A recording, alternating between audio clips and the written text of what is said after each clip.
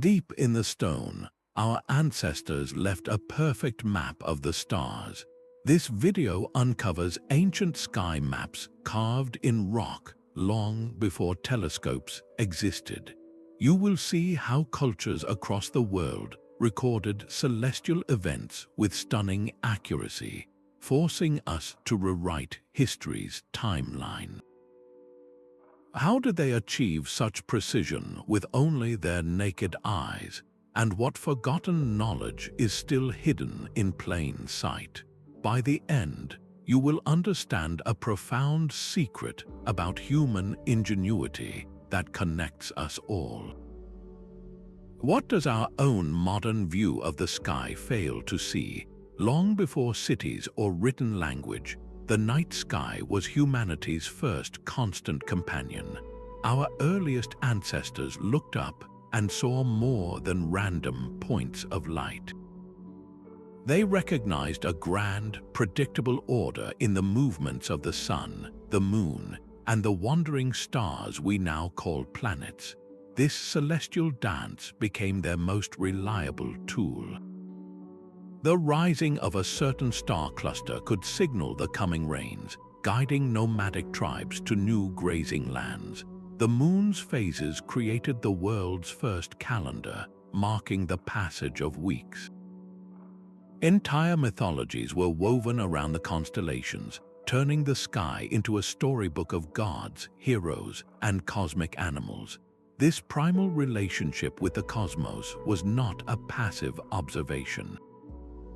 It was an active, essential partnership for survival. The heavens provided the first clock, the first compass, and the first map. This universal human impulse to find meaning and order in the stars is the very foundation upon which all civilization was built. It is this deep, instinctual drive that would eventually lead to the creation of something far more permanent, something that could withstand the ravages of time itself. So what separates a simple pattern of dots from a true celestial map carved in stone? The answer lies in a combination of deliberate design and profound knowledge. These are not random artistic expressions. An ancient sky map is a precise, intentional record. It captures the positions of stars, the paths of planets, and the timing of major celestial events like solstices and eclipses. The key is accuracy in the relationships between the points of light. The relative distances and the angles between stars are often rendered with a care that goes far beyond decoration. This is a form of cartography, but for the heavens above, and their most defining feature is their permanence. Unlike knowledge passed down orally, which can shift and fade with each generation, or images drawn on perishable materials like animal skin or papyrus, these maps were inscribed onto the most durable canvas our ancestors could find, living rock itself. They were meant to endure for millennia, to carry critical knowledge across countless lifetimes. This intention to preserve, to speak to the future, is what elevates a carving into a map. With this clear definition in mind, we can begin to appreciate the sophisticated techniques required to etch the cosmos into stone. Translating the boundless night sky onto an unyielding surface of rock was an act of both profound artistry and exacting science. This was not a simple act of copying. It was a complex translation requiring the artisan to compress immense distances and complex movements into a fixed, two-dimensional plane. To achieve this, they employed a toolkit of simple but effective tools. A hammerstone, a harder rock held in the hand, was used to strike a chisel made of antler or another dense stone. With repeated, careful blows, they would peck away at the rock surface, creating a series of small pits that, together, formed lines and shapes. For finer details, they might use abrasives like sand with water to grind and polish the grooves. But the true genius lay not in the tools themselves, but in the knowledge guiding the hand. The carver needed a deep understanding of geometry. they had to mentally map the celestial sphere onto the flat rock, preserving the critical angles between stars and the precise paths of the sun and moon. Think of trying to draw a perfect map of your entire country from memory, ensuring the distances between cities and the curves of the rivers are all exactly right, and you begin to grasp the immense cognitive feat involved. This process was often tied to the landscape itself. A master artisan would choose a specific rock face because it aligned with a key astronomical sightline. Perhaps the carving of a sun symbol was positioned so that the first light of the summer solstice would strike it directly, illuminating it for just a few moments each year. This fusion of permanent art and celestial event created a living observatory, a machine made of stone and light. It was this meticulous, generation-spanning dedication to capturing the cosmos that would eventually give rise to the monumental stone circles and temples we marvel at today. The story of our ancient sky maps takes a dramatic turn with a single, spectacular discovery. In the forested hills of Germany, a group of treasure hunters unearthed an artifact that would rewrite our understanding of the European Bronze Age. This object, known as the Nebra Sky Disk, is a stunning mosaic of bronze inlaid with gold, crafted around 1600 BCE. It is widely considered the oldest known physical representation of the cosmos in the entire world. Unlike the grand stone circles that would follow, this was a portable observatory, a handheld guide to the heavens. Its surface tells a complex story. A cluster of 7 golden stars almost certainly depicts the Pleiades, a star group important to agricultural societies across the globe. A large golden crescent moon shines beside a round orb, likely a full sun or another moon. But the most ingenious features are 2 golden arcs along the disk's edges. These arcs mark the precise points on the horizon where the sun rises and sets between the summer and winter solstices. This was not merely a symbolic offering to a sky god. It was a functional, sophisticated astronomical calculator. By aligning the disk with the landscape, its Bronze Age users could predict the changing seasons with remarkable accuracy, knowing exactly when to plant and when to harvest. The existence of such a precise instrument implies a society with a centralized authority, one capable of supporting specialist astronomers and master metalworkers. This single disk shatters the old image of prehistoric Europe as a land of isolated, simple farmers. It reveals a people who looked up, measured the sky's movements, and encoded that knowledge into a beautiful and practical tool. The Nebra Sky Disk is a prelude, a hint of the vast astronomical understanding that was already ancient when the first stones of the great circles were laid. While the Nebra Sky Disk was a portable masterpiece of metal, another artifact carved from the very bedrock of its island home presents a far more fragmented puzzle. On the sun-drenched island of Malta, a limestone slab known as the Tal Qadi Stone was discovered, its surface etched with a pattern that has baffled researchers for decades. This stone is believed to be over 4,000 years old, placing its creation deep within Malta's mysterious temple-building period. Unlike the clear celestial symbols of the Nebra disk, the Tal Qadi carving is an abstract and beautiful arrangement. A series of 5-pointed, star-like symbols are carved alongside distinct crescent shapes, all set within a segmented field. The overall impression is undeniably celestial, as if someone sought to capture a snapshot of the glittering Mediterranean night. Yet, this is where the certainty ends. The pattern does not neatly match any constellation we recognize today. Its stars are not arranged in the familiar shapes of Orion or Ursa Major. This forces us to consider a fascinating possibility. Perhaps this is not a literal map of the sky, but a representation of a local mythology, a story written in the stars that has since been lost to time. Alternatively, it might record a specific, dramatic astronomical event, like a unique planetary alignment or a brilliant comet's path, an event so significant it was deemed essential to memorialize in stone. The mystery is compounded by the stone's physical state. It was found broken into several pieces with parts of the carving forever missing. We are left with only a portion of the original design, trying to comprehend a whole picture from a handful of scattered fragments. The Tal Qadi Stone stands as a powerful and humbling reminder. It tells us that our modern interpretations of these ancient sky maps are often just educated guesses, and that the full depth of their knowledge may remain just beyond our grasp. Far to the north, in the heart of what is now Germany, a group of early farmers began a project of staggering ambition. They began to build a perfect circle in the earth, not of stone, but of wood and soil, around 4900 BC. This is the Goseck Circle, a Neolithic solar observatory so ancient that it predates Stonehenge by nearly 2,000 years. Its design was deceptively simple, a circular enclosure surrounded by a ditch and a wooden palisade wall. But this was no ordinary village fence. Built into this circular wall were 3 precise gates, one to the north, one to the southeast, and one to the southwest.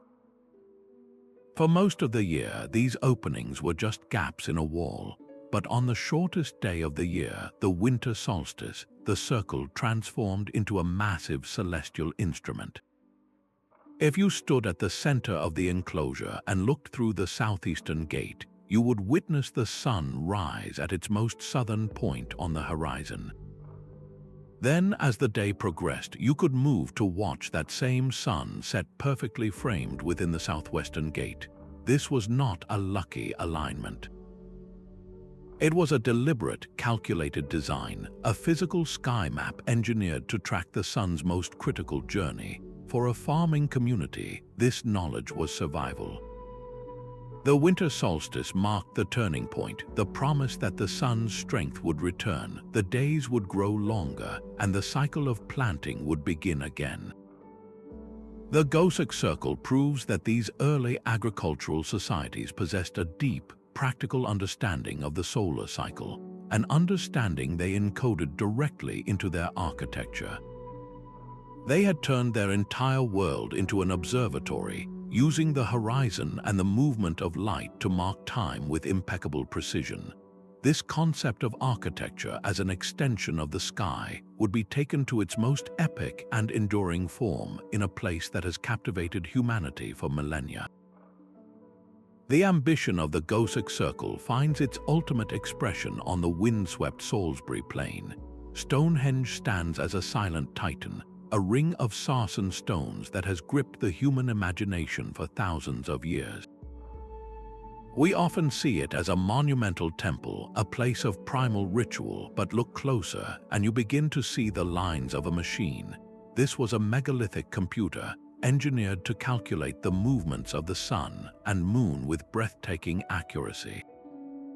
Everyone knows of its primary alignment, how the heel stone perfectly frames the rising sun on the summer solstice.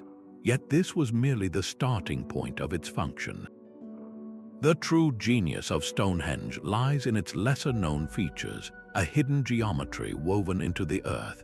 Outside the main circle, a ring of 56 pits known as the Aubrey holes presents a fascinating puzzle. Researchers suggest that by moving markers between these pits at a fixed rate, perhaps one per year, the builders could track the complex 19-year cycle of the moon. This cycle, known as a metonic cycle, is the key to predicting lunar eclipses. Imagine the power this gave the community to know when the night's great lantern would be swallowed by shadow, and to understand it was all part of a predictable celestial order. Further out, 4 station stones formed a perfect rectangle, their corners aligned not with the sun, but with the moon's most extreme rising and setting points on the horizon. This was a dual observatory tracking both of the sky's great luminaries. The builders were not just marking single days, they were encoding generations of observational data into the very geometry of the landscape. They built a perpetual calendar from stone, a device that could calculate celestial events for centuries to come. This level of sophistication reveals a society of master astronomers and engineers, one capable of a project that spanned lifetimes. But this pinnacle of megalithic science was not a solitary achievement. Far across the sea, another culture was creating its own intricate stone observatories, proving this celestial knowledge was a global phenomenon. Across the Irish Sea, an even older structure rises from the emerald landscape of the Boyne Valley. Newgrange is a massive, circular mound, a passage tomb constructed over 5,000 years ago. That makes it older than Stonehenge, older even than the Great Pyramids of Egypt. For most of the year, its interior is a place of profound darkness and silence, a sacred space dedicated to the ancestors. But for a few precious days around the winter solstice, something miraculous occurs. High above the main entrance, a narrow, rectangular opening known as the roof box was engineered with incredible precision. As the sun crests the horizon on the shortest day of the year, a single, narrow beam of sunlight pierces this opening. It travels down the long, dark passageway, a corridor that stretches over 60 feet into the heart of the mound. For approximately 17 minutes, this golden light floods the central burial chamber, illuminating intricate spiral carvings that have sat in darkness for the rest of the year. This was no happy accident of construction. The alignment is too perfect, the result of generations of astronomical observation and architectural genius. The builders understood the sun's slow journey along the horizon with such intimacy that they could design a structure to capture its weakest light on the year's darkest morning. This was a profound symbolic act, a way of connecting the world of the living with the realm of the dead through the power of the returning sun. It was a promise of rebirth written in light and stone. Newgrange stands as a breathtaking fusion of tomb and observatory, proving that for our ancestors, the cycles of human life and the cycles of the cosmos were inextricably linked. This deep connection between the heavens and the earth was not confined to the misty islands of Europe, but was a global truth echoing in the deserts of the American Southwest. The stone circles of Europe were not alone in their celestial ambition. Far across the Atlantic, in the vibrant cultures of Mesoamerica, the observation of the heavens reached a level of mathematical complexity that still astounds scholars today. Here, the primary medium was not enduring stone, but a fragile one, bark paper books known as codices. The most famous of these, the Dresden Codex, is a masterpiece of ancient astronomy. Within its painted pages, Mayan scribes recorded tables of breathtaking precision. They could predict solar eclipses with remarkable accuracy, and they tracked the planet Venus with an obsession that shaped their entire culture. To the Maya, Venus was not just a bright star, it was a god, and its cyclical appearances and disappearances were woven into the very fabric of their warfare and royal ceremonies. Their calculations for the Venusian cycle are so accurate that they are off by only a single day over a span of 500 years. This was not merely stargazing. It was a high science, a sacred mathematics that viewed time itself as a divine and cyclical force. This concept of sacred, repeating time finds its most iconic expression in the massive Aztec calendar stone. This 12-foot-wide monolith is not a simple calendar in the way we think of one. It is a dense, symbolic map of the entire Aztec cosmos. At its center is the face of the sun god, Tonatiuh, surrounded by concentric rings that detail the 5 creations of the world and the 20-day signs of their ritual calendar. It integrates the solar year with the sacred cycle, a grand unifying theory of time, divinity, and the cosmos, all carved in stone for all to see. The fragile paper codices and the monumental stone sculpture tell the same profound story. From opposite sides of the world, using different materials, humanity was arriving at the same stunning conclusion that the sky was a clock, a story, and a god all at once. High on a sun-baked cliff face in Choco Canyon, a stone spiral holds its silent vigil. For most of the year, the three large sandstone slabs leaning against the rock seem like a random geological arrangement. But at noon on the summer solstice, a transformation occurs. A slender, brilliant dagger of sunlight pierces a narrow gap between the rocks, striking the center of the carved spiral. As the minutes pass, this blade of light descends, perfectly bisecting the coiled design before vanishing. This is the sun dagger of Fajada Butte, a celestial timepiece of breathtaking elegance. The entire system is an intricate astronomical instrument. As the seasons shift, the sun's position changes and the light show evolves. During the equinoxes, twin daggers of light bracket the large spiral, a clear marker of balance between day and night. And at the winter solstice, two radiant sun daggers frame the entire petroglyph, a powerful announcement of the sun's return. This was not a passive observation post. The ancestral Pueblo people who engineered this around 1,000 years ago sculpted the very rock to work in harmony with the sun's movements. They understood the precise angles at which sunlight would fall through the rock slabs at different times of the year. By carving the spiral in exactly the right location, they turned a cliff face into a dynamic solar calendar. The passing of a year was not counted on a written chart, but witnessed in the dramatic dance of light and shadow across a sacred symbol. It is a profound integration of cosmology, art, and the living landscape. The sun dagger stands as a testament to a universal truth that from the deserts of the American Southwest to the green hills of Europe, humanity has always looked to the sky to mark our place in the grand cycle of time. While the ancestral Puebloans watched the sun's path on a canyon wall on the other side of the world, a civilization was etching its celestial observations onto a far more unusual canvas. In the twilight of the Shang dynasty, over 3,000 years ago, royal diviners would press red-hot bronze rods into the cleaned shoulder bones of oxen or the flat undershells of turtles. The cracks that spiderwebbed across the bone were believed to be messages from the ancestral spirits, the divine will made visible. But the true treasure is not the cracks themselves, but the inscriptions carved meticulously beside them.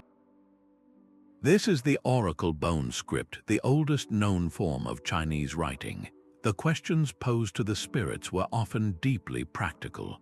Would the king's child be a son?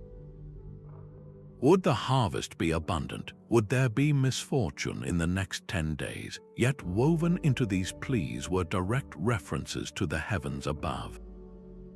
A typical inscription might read, "The divination on the day Giyu, the diviner asked, 'Is there an omen?' The king, reading the cracks, said, 'There is an omen. It will be a solar eclipse.' This was more than superstition, it was data collection. The scribes were creating a permanent log of celestial phenomena, tying them directly to earthly events.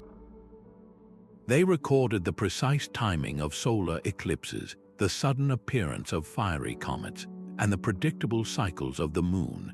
Each carving was a snapshot of a moment when the human and cosmic worlds collided.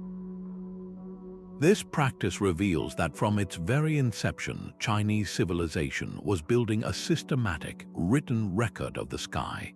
The desire to understand the cosmos was not separate from the business of ruling a kingdom, it was central to it. These bones, used for divination, became the foundational texts for one of history's most enduring and advanced astronomical traditions. A tradition that would eventually produce star maps and calendars of stunning complexity long before similar systems emerged in the West. The cracks in the oracle bones recorded a single moment in time, but other cultures wove the stars into a living, breathing narrative that moved. For over 65,000 years, Aboriginal Australians have maintained the world's oldest continuous culture, and with it, the most ancient astronomical knowledge on Earth. Their sky maps were not carved in static stone, but etched into memory, carried across generations through song, story, and ceremony. This is a celestial cartography written not on rock, but on the wind. These are the Songlines, intricate oral maps that describe the landscape by using the constellations as guideposts. A single song might detail the path of an ancestral creator being, weaving together the features of the land with the specific stars that appear above it at different times of the year. To sing the song was to navigate, literally walking the route described while the stars overhead confirmed your way. The emu in the sky is a profound example. Where Western astronomy sees a pattern of dark spaces between the stars of the Milky Way, perceiving an emu's shape in the cosmic dust, Aboriginal knowledge sees a direct connection to the Earth. The orientation of this celestial emu changes throughout the year, telling people when to find emu eggs on the ground, and when the birds are nesting and should be left alone. This is a dynamic calendar, a moral guide, and an ecological textbook, all written in the stars. This tradition challenges our very definition of a map. It proves that a sky map does not need to be a physical object to be precise, complex, and enduring. It can be a story that is sung, a path that is walked, a living knowledge that connects the heavens, the land, and the people in an unbroken cycle. This was a different way of knowing the cosmos, one that saw movement and story where others saw only fixed points of light. And it was this sophisticated understanding of celestial movement that would, in another part of the world, inspire a civilization to build a structure perfect enough to track the planets themselves. Deep within the tombs of the Valley of the Kings, the stone ceilings themselves become the night sky. Far from the open air, pharaohs were buried beneath a permanent, painted cosmos, a divine tapestry of gods and stars. These intricate ceilings are masterpieces of celestial cartography, mapping out constellations familiar to us, like Osiris, the god in the stars we call Orion, and the undying northern stars. But they also charted 36 small star groups known as decans. Each decan would rise just before the sun for a period of 10 days, marking the hours of the night throughout the entire year. This was a functional star clock, a timekeeping system etched in plaster and pigment to serve the king for all eternity. The entire chamber was a soul's guidebook. The pharaoh's spirit was believed to journey through the afterlife, a realm located among these very stars, and these ceilings were his unerring roadmap. He would navigate by the decans, join with the sun god in his solar boat, and be reborn as an eternal star. This profound fusion of astronomy and religion was mirrored in their daily lives. The Egyptian civil calendar, a precise 365-day year, was born from another celestial event, the heliacal rising of Sirius. Each year, just before the Nile's life-giving flood, the brilliant star Sirius would reappear in the pre-dawn sky after a long absence. This single, predictable stellar event dictated the rhythm of an entire civilization, governing agriculture, religion, and the state. From the grand scale of the calendar to the intimate space of a burial chamber, the ancient Egyptians lived and died within a cosmos that was alive, divine, and intimately knowable. Their legacy is a powerful reminder that our drive to map the heavens has always been about more than mere survival. It is a quest to find our place in eternity. While the Egyptians painted star gods on their tomb ceilings, another civilization was pioneering a different kind of celestial record, one made not for the afterlife but for pure prediction.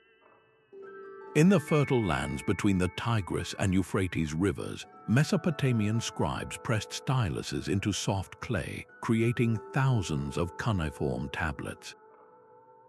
These are not symbolic carvings of constellations, but dense archives of raw data, the birth certificates of scientific astronomy. The Babylonians, in particular, elevated sky watching into a high art of mathematics. Their obsession was not with myth but with motion.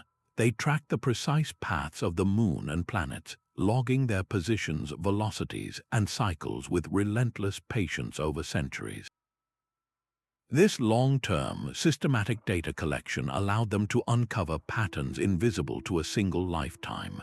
They discovered, for instance, the Saros cycle, a repeating period of approximately 18 years after which eclipses of the sun and moon recur. With this knowledge, they could predict celestial events not as omens from angry gods, but as the calculable results of cosmic mechanics. Their greatest legacy might be the creation of the zodiac. They divided the path of the sun, the ecliptic, into 12 equal sections of 30 degrees each, creating a precise coordinate system for the heavens. This was not just for astrology, it was a mathematical grid, a celestial ruler against which they could measure the wanderings of the planets with unprecedented accuracy. These clay tablets are the ultimate sky maps, not in picture form, but in data form. They encode predictive algorithms and celestial patterns into lines of wedge-shaped script. A single tablet might contain a step-by-step procedure for calculating the rising time of the moon, a functional computer program written in clay. This knowledge did not die with them. It traveled west to influence Greek astronomers like Hipparchus and east to shape Indian astronomical texts. The shift from the symbolic stone circles of Europe to these detailed data tablets marks a critical evolution in human thought.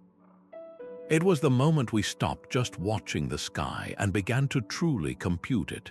High on a razorback ridge in the Andes, the Inca master builders carved a singular stone that seems to grow directly from the mountain itself. This is the Intihuatana, the hitching post of the sun, a breathtaking fusion of sacred rock and celestial engineering. At its heart is a gracefully carved granite pillar, rising from a massive stone base that was itself sculpted from the living bedrock of Machu Picchu. This was no ordinary shrine. It was a supremely accurate astronomical clock and calendar, a device that measured the sun's very soul. The entire design was calibrated for one perfect moment, the equinox. On those 2 days each year when day and night hang in perfect balance, the sun would position itself directly overhead. In that instance of celestial alignment, the intricately shaped pillar would cast no shadow at all. It was as if the sun had been caught, hitched to the earth for a fleeting, magical pause, but the Intihuatana's function extended far beyond this dramatic event. The Inca astronomers used the pillar's shifting shadow throughout the year to track the sun's slow journey north and south. The length and direction of the shadow became a precise indicator, marking the critical approach of the solstices. This knowledge was the lifeblood of the empire. It told farmers exactly when to plant and when to harvest in the challenging mountain terrain, and it set the dates for the most important religious ceremonies honoring Inti, the sun god. The true genius of the Intihuatana, however, lies in its context. The Inca did not simply build an observatory, they engineered an entire sacred landscape to function as one.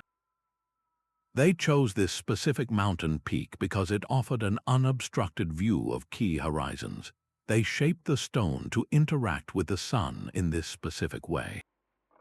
They turned the mountain itself into a colossal astronomical instrument. This sophisticated integration of nature, architecture, and the cosmos stands as a defining hallmark of Andean civilization, proving that a deep understanding of the heavens was etched into the very spine of the continent. The scale of Carnac is almost incomprehensible on the ground.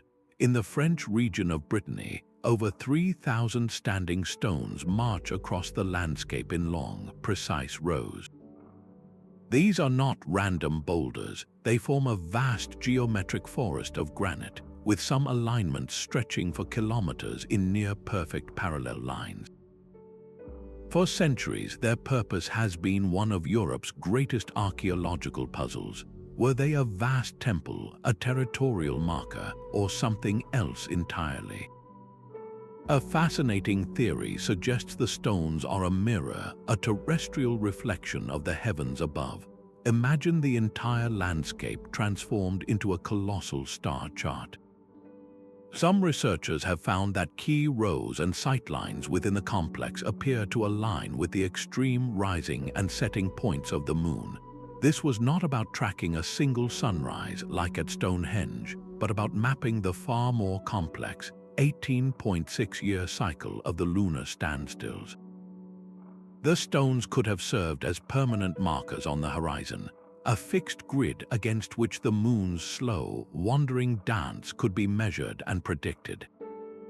Other alignments may have pointed toward significant stars, creating ceremonial pathways that were only activated under specific celestial conditions. Walking between these towering lines during a lunar event would have been a profound experience, a journey through a machine made of earth and stone, directly connected to the cosmos. The sheer ambition of Carnac required a society with a unified, generations-long vision. To quarry, transport, and erect thousands of multi-ton stones in such precise formations speaks of a powerful, shared purpose. This was not a project for a single village, but for an entire culture dedicated to etching their understanding of cosmic order directly into the land they inhabited. Carnac challenges us to expand our definition of a sky map beyond carvings and temples, and to see the whole world as a potential canvas for the stars. Deep within the dark heart of the Lascaux caves, a secret hides in plain sight. 17,000 years ago, an artist held a lamp against the blackness and painted a haunting scene upon the rock wall. We see a dying bison, its entrails spilling out, a bird perched atop a simple pole, and a man lying prone, seemingly defeated. A mysterious rhinoceros walks away from the entire drama.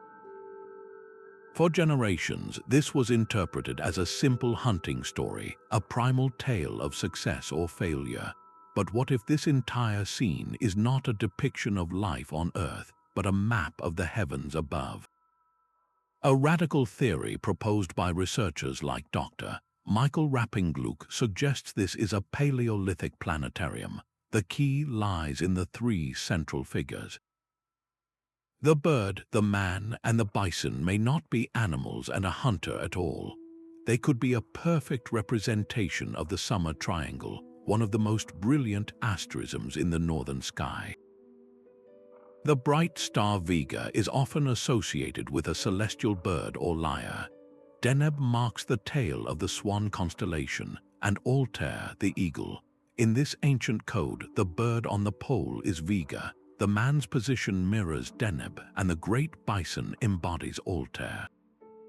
This is not the only celestial clue. Look closely at the bison itself.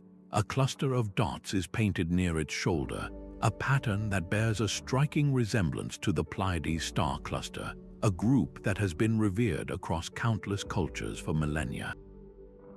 If this interpretation is correct, the implications are staggering. It would mean that 17,000 years ago, long before the first stone circle was even conceived, Paleolithic shamans or astronomers were translating the night sky onto their most sacred walls. They were not just painting the animals they hunted, but the cosmos they revered. This single cave painting challenges the entire established timeline of human astronomy, suggesting that the drive to map the stars is not a product of civilization, but a fundamental part of what makes us human. While European cultures built stone circles and carved symbols, An entire civilization was navigating the world's largest ocean using nothing but the sky as their chart. The Polynesian voyagers explored a watery realm spanning millions of square miles, discovering and settling thousands of islands across the Pacific. They accomplished this without maps, without sextants, and without any magnetic compass. Their instrument was the star compass, a mental construct of breathtaking elegance and precision, memorized and perfected by master navigators known as PWO. This was not a physical tool, but a living, breathing sky map held entirely within the human mind. The navigator would envision himself at the center of a great circle, the horizon surrounding him divided into 32 distinct houses, much like the points on a modern compass rose.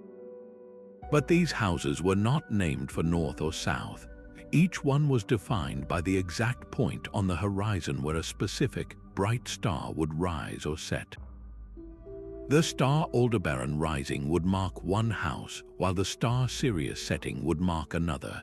The entire Pacific sky was thus transformed into a perfect, predictable grid of direction.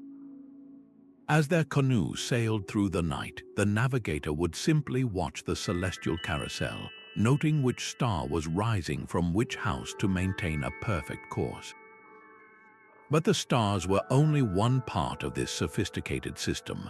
The PWO navigator was a master of multi-sensory observation. He would read the ocean swells, feeling the subtle patterns of waves that reflected off distant islands, acting as a kind of aquatic echo. He watched the flight patterns of birds, knowing that certain species would fly out to sea to fish in the morning and return to land at dusk, revealing the direction to an unseen island. He observed the colors of the clouds and the composition of driftwood, weaving every available clue into a coherent mental picture of his place in the vast blue wilderness. This profound knowledge was not written down. It was preserved through sacred chants and grueling apprenticeships that could last for decades, a chain of oral transmission that stretched back generations. This tradition stands as perhaps the ultimate testament to the power of the human mind. It proves that the most durable and precise sky map ever created was not carved in stone or inscribed on clay, but etched into memory itself. The sea holds its secrets close, but sometimes it offers one back. In the early days of the 20th century, sponge divers off the coast of the Greek island of Antikythera stumbled upon a shipwreck from the 1st century BCE, a ghost of the classical world resting in the deep. Amid the shattered statues and corroded treasures, they recovered a lump of green, calcified bronze, so encrusted it seemed like little more than junk. It was only years later, when the crust was carefully cracked open, that the world saw the truth. Inside was a labyrinth of interlocking bronze gears, a mechanical puzzle of such complexity it would take decades to even begin to understand. This was the Antikythera mechanism, a device that shatters every assumption about ancient technology. Crafted around the 2nd century BCE, it was not a static carving or a simple stone alignment. It was a hand-cranked, gear-driven analog computer, a portable cosmos made of metal. Turn the handle and a tiny moon would spin on its dial, showing its exact phase in real time. The sun and known planets moved across a representation of the zodiac. Intricate dials on the back could predict solar and lunar eclipses with remarkable accuracy, and another small dial even counted down the 4-year cycle to the next Olympic Games. This was not just a model of the sky, it was a dynamic simulation. It could calculate celestial relationships decades into the future, a task that requires an advanced understanding of mathematical cycles and precise mechanical engineering. The knowledge required to build such a device implies a lost history of Greek technological prowess, a school of mechanics and astronomy whose other works have simply vanished into time. The Antikythera mechanism stands as a solitary, stunning bridge. It connects the ancient world of fixed stone maps which showed the sky at a single moment, with the modern world of computational machines that can model the passage of time itself. It proves that the human desire to not just observe the cosmos, but to mechanically replicate its beautiful, predictable dance is an impulse as old as civilization. From the depths of caves to the open ocean, a profound pattern emerges. Cultures separated by continents and millennia were all asking the same fundamental questions of the cosmos, and they arrived at strikingly similar answers. They all sought to master time, to know precisely when to plant their seeds and when to harvest their crops. The sun provided the most reliable rhythm for this, and its most dramatic turning points, the solstices and equinoxes, became universal anchor points in human history. The great stone circles of Europe, the Sun Dagger of Choco Canyon, and the Intihuatana of Machu Picchu all share a singular purpose: to capture the sun at these pivotal moments. This was not a coincidence. The summer solstice meant the return of warmth and growth, the winter solstice a promise that the light would not die forever. These were not abstract astronomical events. They were the very heartbeat of survival, and every culture tuned its calendar to this celestial pulse. Beyond the sun, a specific cluster of stars captured the global imagination. The Pleiades, that tiny, shimmering group in the constellation Taurus, appears again and again in the archaeological record. It is painted on the shoulder of the Lascaux bison, inlaid in gold on the Nebra Sky Disk, and woven into the seasonal songs of Aboriginal Australians. Why this particular star group? Its appearance and disappearance in the night sky often coincided with critical agricultural cycles, the coming of rains, or the start of the sailing season. It served as a celestial alarm clock for the entire planet, a natural satellite whose signal was visible to every human society. This shared focus on the same star cluster hints at a universal human experience, a collective observation of the same natural world that provided the same essential cues for life. The sky was also the world's first and most reliable compass. For the Polynesian navigators, the stars were a grid of directional houses. For the builders of Carnac, the stones may have mirrored the moon's path. For the creators of the Babylonian zodiac, it was a coordinate system for the planets. Each culture developed its own method, but the underlying need was identical: the need to know where you are and how to get to where you are going. This practical necessity was almost always intertwined with a spiritual one. The same stars that guided a voyage across the Pacific were also the ancestors watching over the travelers. The sun that marked the planting season was also a god whose favor was essential for life. The celestial maps were never just technical documents. They were sacred texts, weaving together the practical, the spiritual, and the mythological into a single, coherent understanding of the universe. This global convergence points to something deeper than shared practical needs. It suggests a unified human story written in the stars. From the isolated tribes of the Amazon to the imperial astronomers of China, humanity looked up and saw more than random lights. They saw a grand, intelligible order, a cosmos that spoke a language of cycles and patterns. They saw a story in which their own lives, their harvests, their journeys, and their gods all played a part. The independent invention of celestial cartography across the world is one of the most powerful testaments to the shared ingenuity of the human mind. We all, it seems, are born with a need to map our place in the universe, to find our own story reflected in the infinite dark above. We are so accustomed to the instant precision of digital clocks and satellite-guided maps that it is easy to forget the monumental constraints ancient astronomers worked within. They had no telescopes to magnify the distant planets. They possessed no accurate timekeeping devices beyond the sun's own movement.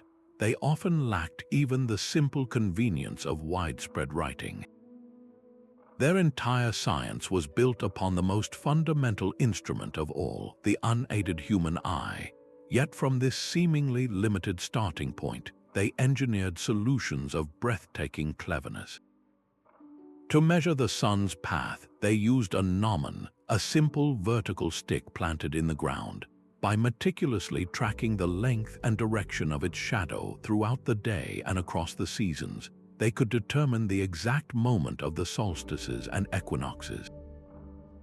They established precise sighting lines, using natural features on the horizon or constructing their own stone markers to frame the rising of a key star or the setting of the moon at its most extreme point.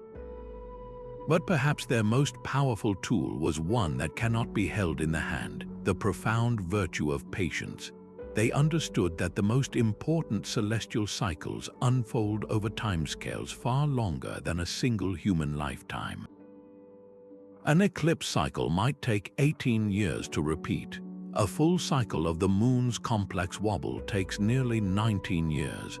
To track these patterns required a generational project, a sacred duty to observe, record, and pass down data with meticulous care. This was achieved through sophisticated oral traditions, where complex astronomical knowledge was encoded into stories, songs, and mnemonic chants, ensuring its survival across centuries. The sheer intellectual force required to build a reliable model of the cosmos under these conditions is almost beyond our modern comprehension.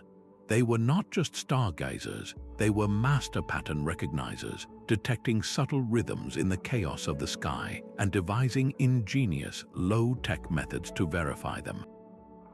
Their legacy is a powerful testament to what the human mind can achieve with nothing but keen observation, deep curiosity, and the unwavering patience to watch the stars turn, season after season, generation after generation. This persistent narrative of ancient aliens and lost super-civilizations is a seductive one, offering a simple answer to a complex question. Yet this myth fundamentally disrespects the very people it claims to celebrate. It suggests that our ancestors, left to their own devices, were incapable of such genius that they required an external push from advanced beings or a forgotten, technologically superior race. The truth is far more compelling. The evidence for their gradual, painstaking mastery of the sky is written plainly in the archaeological record, a story of human ingenuity unfolding over millennia. Look at the progression from the simple post holes of early wooden circles to the epic stone computers like Stonehenge. We see a clear evolution of technique and ambition, a learning process that spanned generations. These were not projects handed down from the stars, but communal endeavors that grew from centuries of careful observation and cultural need. The motivation was not to please alien overlords, but to solve the most pressing human problems. When would the Nile flood? When should we plant our crops to ensure survival? How do we navigate a trackless ocean? The answers were written in the sky, and our ancestors had the patience and the intellect to read them. This drive to understand their world, to find order in the cosmos, is the real story, and it is a story of profound human achievement.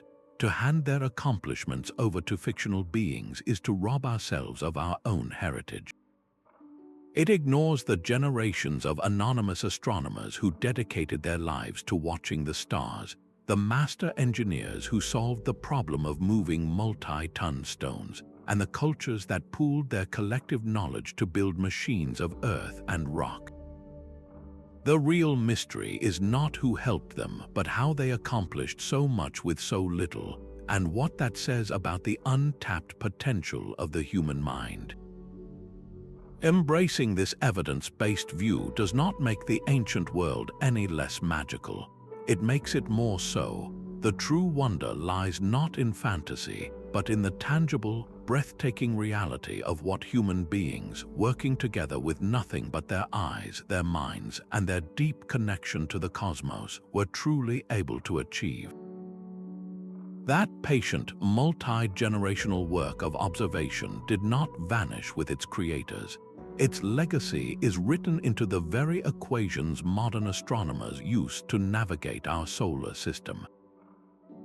The meticulous records kept by Babylonian scribes on their clay tablets, detailing the repetitive cycles of Venus and the Moon, became the bedrock for Greek astronomical theory centuries later.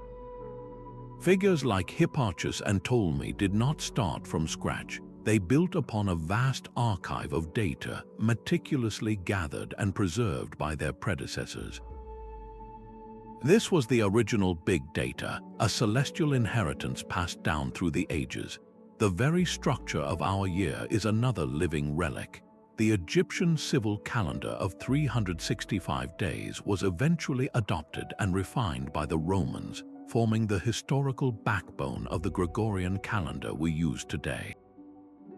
Similarly, the Mayas' obsession with tracking vast cycles of time, their long count calendars stretching over thousands of years, demonstrates a conceptual understanding of deep time that rivals our own. This ancient knowledge is not locked in the past. The modern field of archaeoastronomy acts as a translator, using the tools of astronomy to decode the intentions behind these stone monuments. By measuring alignments at sites like Newgrange or the Goseck Circle with laser theodolites and computer simulations, researchers can confirm the astronomical purpose of these structures with a precision the builders themselves could only dream of. This work sometimes yields surprising corrections to our own models. The slow, long-term changes in Earth's orbit and axial tilt, known as Milankovitch cycles, can be faintly detected in the accumulated data of ancient eclipse records and solstitial markers. These old stones and bones provide data points across millennia, helping us fine-tune our understanding of celestial mechanics on a scale no modern telescope can yet observe. The foundation of our current scientific understanding of the cosmos was not laid in the 17th century with the invention of the telescope. It was laid thousands of years earlier by countless anonymous eyes that looked up at the starry sky and dared to map its infinite complexity. These stone maps are a legacy carved not just in rock, but in the human spirit itself. We are left with a profound appreciation for the intellect and perseverance of our ancestors, a people who looked at the vast, silent night and saw a story they had to tell. From the sun-watching circles of Europe to the star-charting codices of Mesoamerica, these first astronomers mapped the heavens with a clarity that still stuns us.